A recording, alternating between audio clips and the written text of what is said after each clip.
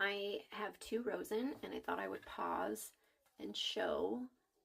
These are the 16-inch, and everything with blonde in it is an extension because I got the balayage of, or not balayage, well, I don't know what you would call that. Anyways, these are the 16-inch. I got 2 packs, and it's 100 grams of hair total, and I doubt I'll use all of it. But yeah, I have 3, 2.5 on the bottom, and 3 right at the ear level. And yeah, I'll show you when it's all done. So this is the finished results. I did have 10 left, so I didn't use all 40, and I did use the sandwich method. It was just enough hair for me. It's not very much longer than my natural hair, which is what I wanted. I just wanted that volume and the pop of color.